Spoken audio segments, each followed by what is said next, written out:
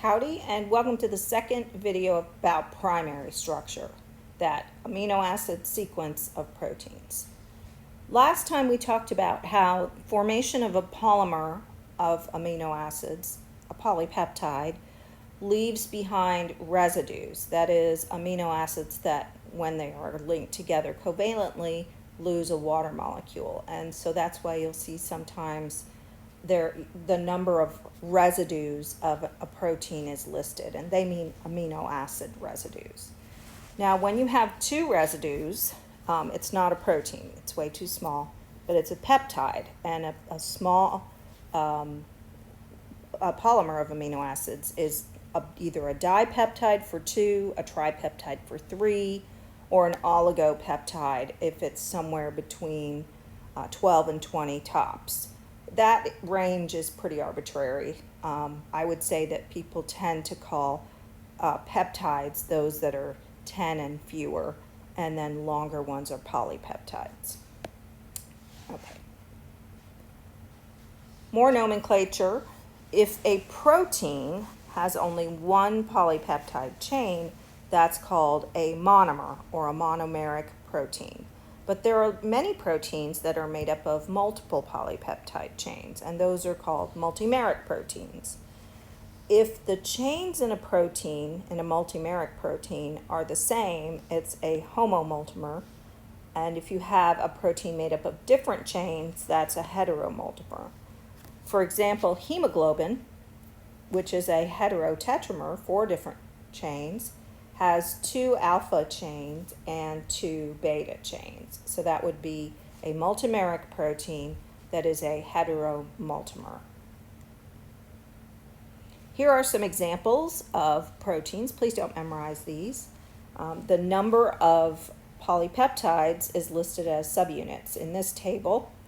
And you can see that there are monomeric proteins, there are large monomeric proteins, and there are dimers, trimers, tetramers, hexamers, and even a protein made up of 12 of the same polypeptide. So a homomultimer that has 12 of the same polypeptide in glutamine synthetase. This is a very important metabolic enzyme that you'll learn about in metabolism.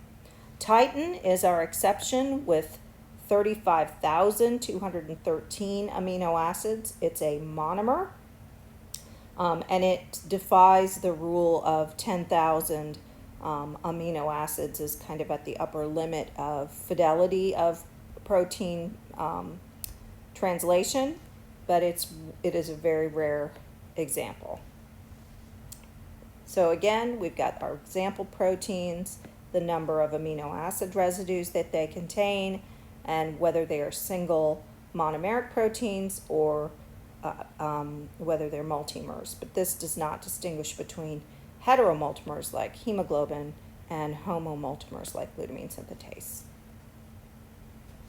In this cartoon, we look at some small and very small proteins. Insulin is a very small protein with about 5,000 Daltons, 5,733, or we might say 5.7 kilodaltons. And the PIs are listed here. Now, why might we need PIs, and what are PIs? PIs are something that are going to become very useful to us in this module because we'll take advantage of the net charge of a polypeptide in our separation techniques. So we'll come back to this notion of PIs. And please don't memorize this slide, just come back to it to use it for practice. And you can see how these proteins are listed from small to large, but none of them are very large. Some very large proteins are shown here. Here's the glutamine synthetase, that 12 subunit protein, and we're only seeing some of those subunits on this side, 6 on this side, and then on the other side of the donut are 6 more.